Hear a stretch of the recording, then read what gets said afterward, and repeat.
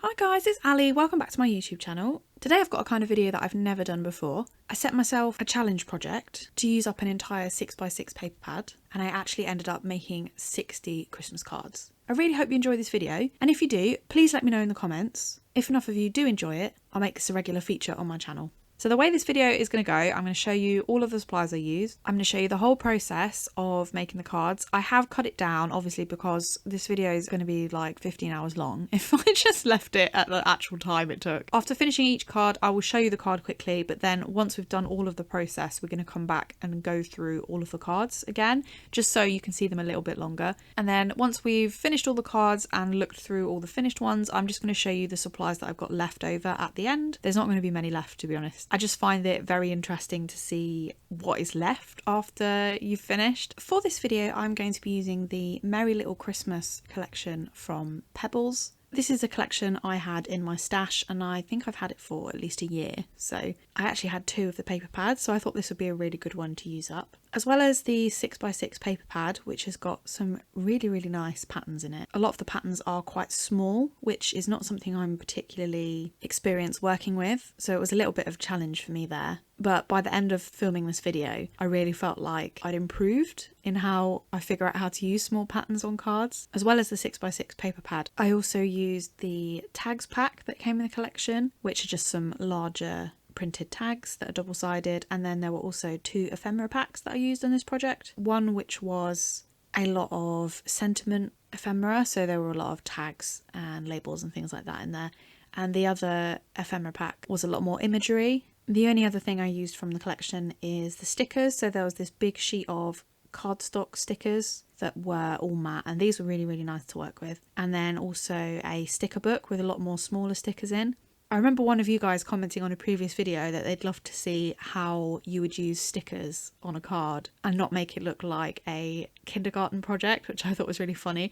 And that is a really good challenge. At first doing this project, I did find it quite difficult to figure out how to use the stickers on the cards. But I think by the end, I was just like slapping them on willy-nilly, and I really felt a lot more confident in how I could use them and not make it look like I'd just sort of thrown the card together. So this was a little bit of a challenge for me, this video. I've never done anything like this before. I'd never used stickers and ephemera to make cards before. And in this video, I used up pretty much the entire paper pad, everything from the actual sheets to the branding strips at the top. I used most of those on the cards as well, and even some of the packaging. You'll see me cutting up the packaging in this video and using it as part of my designs. I really went the whole hog on this video trying to minimize wastage. I really wanted to keep this video quite basic and really show what you can do with minimal supplies, because I know a lot of people would like to get into card making, but they find that just really daunting because there's so much stuff that you can buy.